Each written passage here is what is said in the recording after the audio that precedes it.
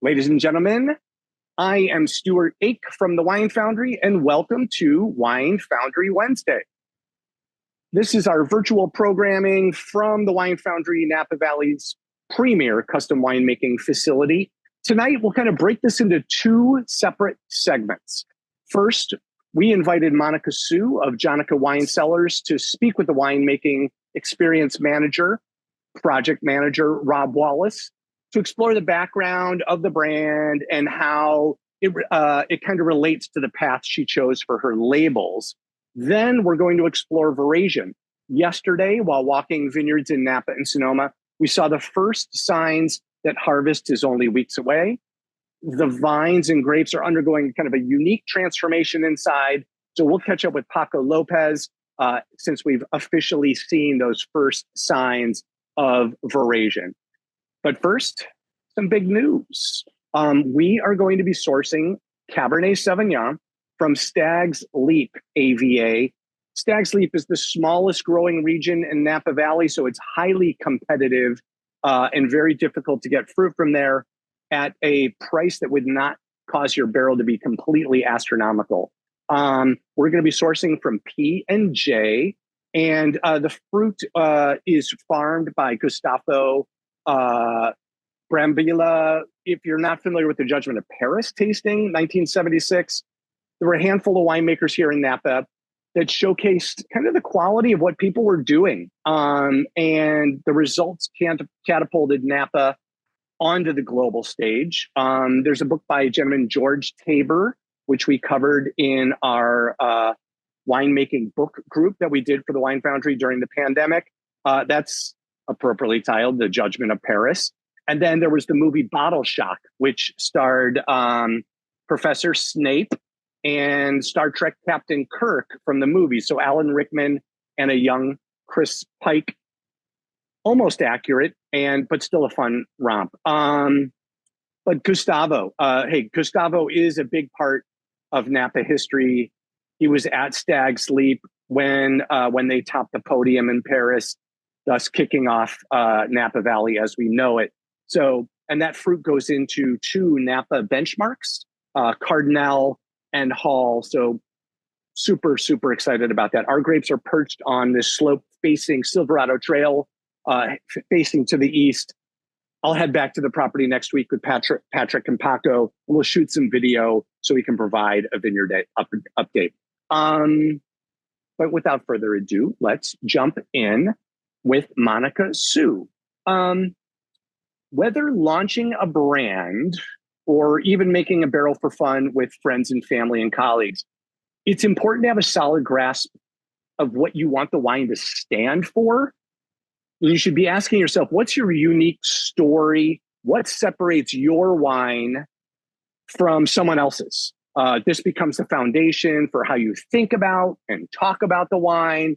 And a visual calling card for the story is your label. And even though it only measures a few square inches, it speaks volumes. So Rob Wallace, our project manager, spoke with Monica Hsu of Jonica about her backstory for her label. And I'm going to kick it over right now. Hey everyone, this is Rob Wallace from the Wine Foundry. I'm here with Monica Hsu, one of our customers, to talk about label design. Monica, thanks for joining us today. Happy to be here. Thanks for having me. Yeah, awesome. So let's just jump into it. So tell us a little about your inspiration behind your label design.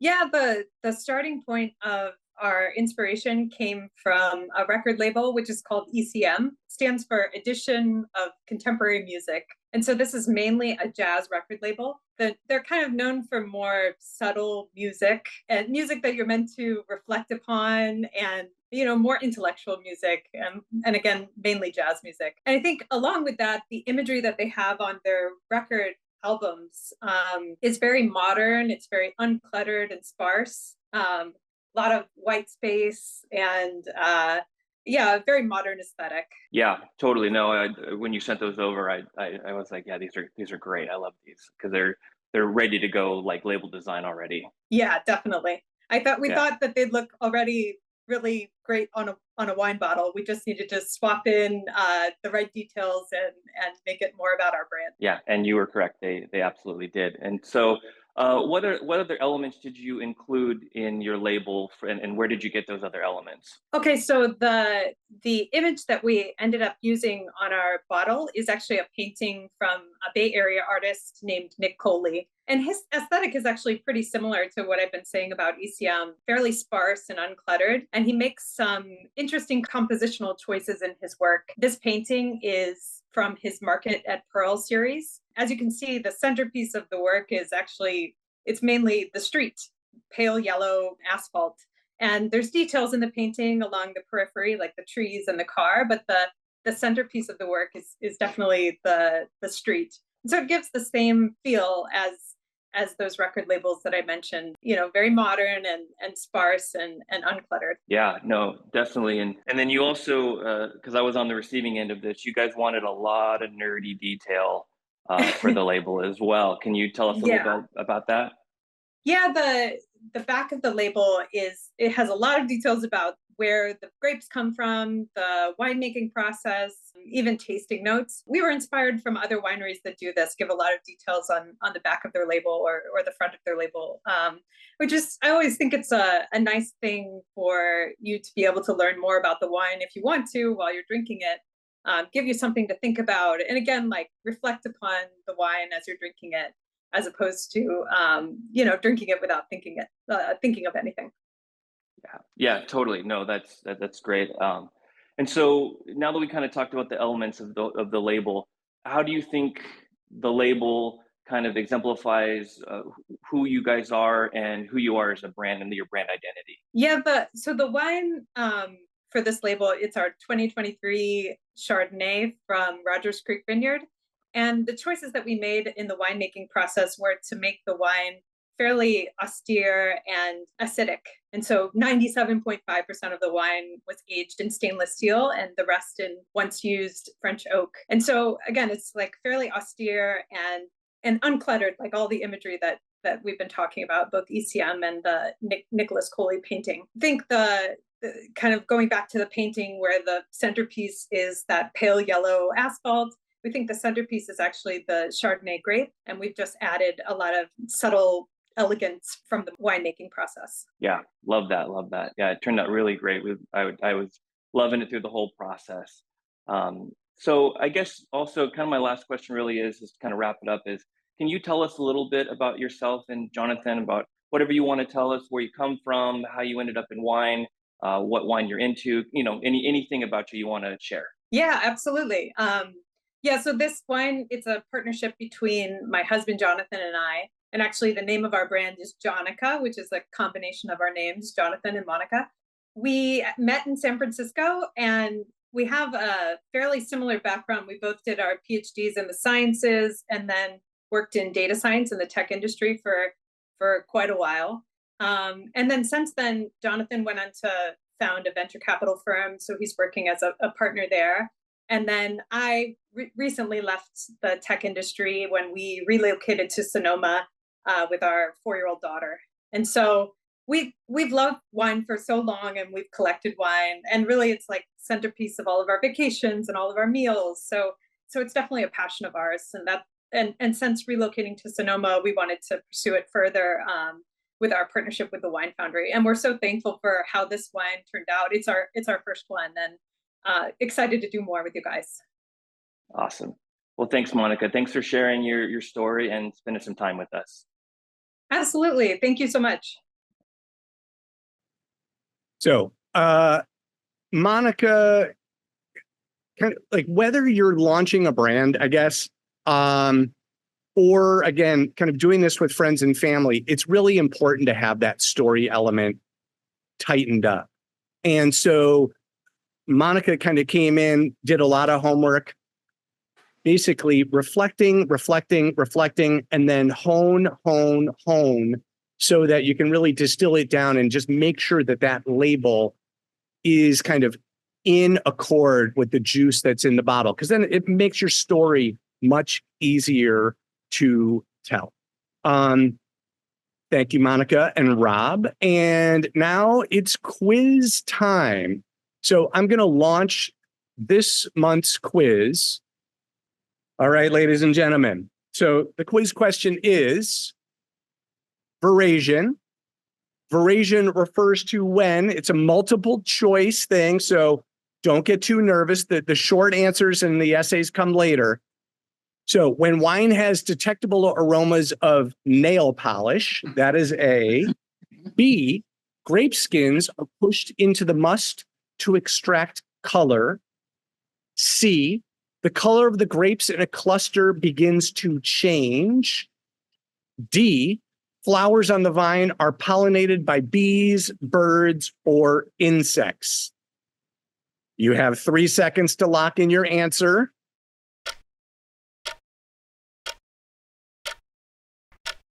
The answer, ladies and gentlemen, is C. So veraison signals the coming of harvest. So it's the stage when ripening kind of starts to occur. The grapes begin to soften and they start to change their color.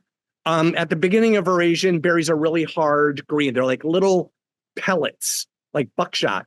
And they're about half the size of what they're going to reach when they're fully mature. And in addition to the outward changes, basically veraison lasts about 2 weeks, but you're going to see an increase in the level of sugar as the malic acid metabolizes and disappears. So that's really what veraison is about. And what I'm going to do is I'm going to kind of jump in and start a video right now on veraison. It's kind of a mashup of multiple videos we did yesterday on veraison from Vineyards in Napa and Sonoma. Since you've heard me talking so much, here is Paco on veraison. Hey there, hello from Wildwood Vineyards in Sonoma. We're right now at the Sauvignon Blanc block. Sauvignon Blanc is usually a very vigorous variety with really uptight shoots. So you can see if you take a look around that, these have a lot of foliage, a lot of canopy, really straight shoots. And these clusters that are usually fit in your hand, kind of small and conical. Now you might be wondering, what are we doing here? We're trying to do veraison checks. Now you might be wondering, how do you do veraison checks on white varieties that don't turn red? That's a very good question. And the trick for doing that is pinching the berries. After the berry is developed and before it goes into veraison, the skin starts becoming more elastic and the whole berry becomes a little softer. So it goes from something like a pea that's really tight and hard. Like this, I can't do anything with it, and if I keep going, it's gonna pop. 2, as veraison starts, the berries are gonna become softer and easier to squeeze. So take a look at something like this.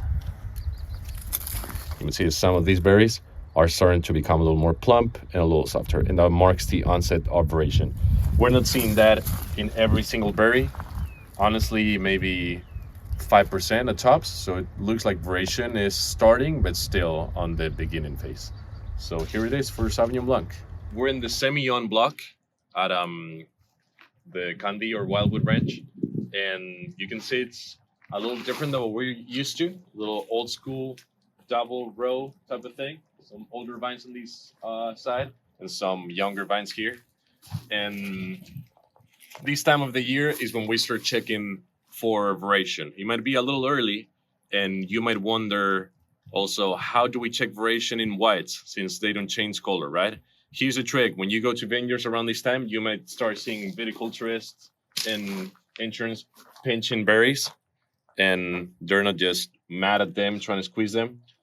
What happens is that during veraison or the start of veraison, the berries that are right now really hard, kind of like hard peas, they start softening up. The skin starts becoming more elastic, and that marks the beginning of veraison, even though they don't change colors. So what people are doing now when they're going around pinching little berries is checking the onset of veraison. Here might be a little hard to see if you can feel it with your fingers, but we have most berries that are still hard and they just pop under your fingers. Let's look at this one. Really hard. However, we have some other ones that are starting to get a little more squeezy, and that marks the beginning of Veraison. I would say that in this lot, maybe we're finding 10% Veraison, and especially on the sunnier side, that's going to be a little more advanced because it gets a little hotter. But it's a good sign. That marks the beginning of the end of the growing season. Hey there, hello from Sonoma. We're right now at Lobo Vineyards, looking at one of my personal favorites that we make, the Sangiovese. You can see that this year the vineyard looks pretty vigorous, super healthy, and I wanted to point out that the crew here has made an excellent job at making sure that there's enough leaves to cover the fruit, but then opening up the inside to make sure that there's plenty of air space in between, to avoid for the humidity to dry up, get a good dispersion of the applications of sulfur and so on, and overall get a really healthy crop. The crop looks good, and we're starting to see a little bit of Veraison. If you've seen any of our videos on white varieties, you'll see that the way you check Veraison on white varieties is by pinching them, because the grapes become a little softer. Now, obviously, on red varieties, you're also going to see them starting to turn red, purple, and so on. So really hard berries, really green, not a lot of Veraison here. If we look around a little more, we might find something. Let's look at this cluster, for example. These berries are probably going to be a little softer. Obviously, look at that. And starting to gain a little color. I'd even try and eat that. Very tart, but already a little bit of sugar there. Probably 12 to 14 bricks is when Veraison completes. So that's it for Sangiovese. Looking great. Super excited to make these again. And goodbye from Lobo Vineyards. Greetings. We're on the eastern side of Napa Valley at Broken Rock Vineyard, which sits at the base of the Vaca Range. A dramatic transformation is just starting today. So if you see the clusters, a lot of green berries, right? But right here, we have the very first evidence of veraison, the first start of color development, which means that the vines are going to stop working on creating green leafy growth, solar panels. And now all the energy, there's going to be a dramatic change in the vine, switch to ripening the fruit. Because as you know by now, the goal for these vines is not to produce wine, right? The goal is propagation. They want a bird or an animal to eat the seed and deposit somewhere else with the hope or belief that this would propagate and create a new vine. Except now in modern era, we are the birds and animals because we are grabbing this fruit and using it for something else. But now it's going to be a rapid form of development on this march to harvest, very first signs of veraison at Broken Rock.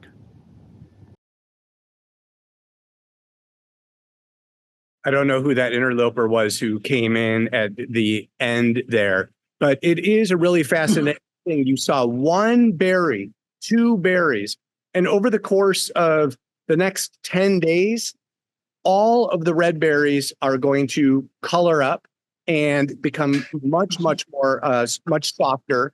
And then the white berries will start to become from opaque. There's another technique that you'll see, like they start to become more translucent. You'll be able to see the seed inside as they soften up, and that malic acid degrades, and you start getting fructose and glucose accumulation. It's really, there's, I guess one thing that happens is basically the vine starts having problems putting the water in the berry, so that those sugar concentrations really start to develop. So thank you, Paco, for that background on veraison, but it's starting. Yesterday was really fun to see the first berry because we know that harvest is on the way.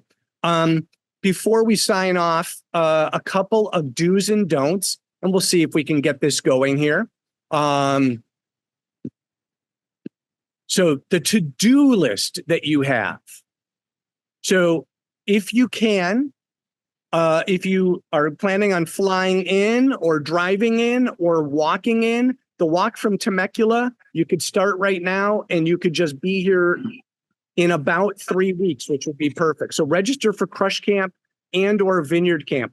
Camps are complimentary for members of our winemaking community. Vineyard camps will be held on the 5th, 6th, 12th, 13th, and 19th of September. We'll go out and we'll be gathering fruit and bringing it to the winery for evaluation. We'll also kind of dissect how vines work and in the march up to harvest. And since we usually go to 2 properties, you get to see how different viticultural philosophy takes place. And then once harvest kicks in, then we really switch over to crush camps, which will be taking place from September 20th through October 11th. Check your emails to RSVP. A couple of dates have sold out, but there's still plenty of stuff.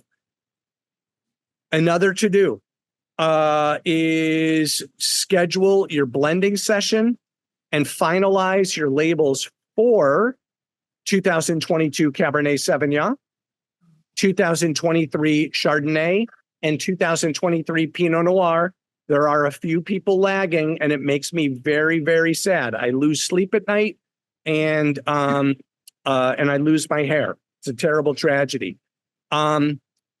The one more to-do list, but because I've kind of screwed up, I put it on the to-don't list. Custom Crush Plus people. So that means if you own your own vineyard and you are planning to bring your grapes to the winery, folks, we got to take action now. We have several clients who are expanding production, so tank space is limited. So we've called each of you. We've emailed each of you. We are now streaming each of you. And this is my shouting voice. So you're not going to go out to recess if you want to make wine this year at the Foundry. Take care of that. Here's the real to don't. It is hot in many places. I guess Las Vegas just had 10 straight days of over 115 degrees. That's crazy. It was warm here, warm many places. Your wine is worthy. Your bottles go up against any on the planet. So don't be Miami Mary or Vegas Vinny, but where places are toasty. Toasty temps will cook your wine. It will push out the cork. You will be very sad. So shipping via ground during the summer months transform your very expensive and tasty wine into heartbreaking plunk. Just don't do it. Overnight, 2-day, or just wait until temperatures cool. Speaking of cool, I think it's been very cool and wonderful to meet with each of you tonight. If you have any questions, you can hit Rob up at mywine@thewinefoundry.com, or you can hit me up at Stuart@thewinefoundry.com. My goodness, what a treat. Everybody, have a beautiful day. Thanks.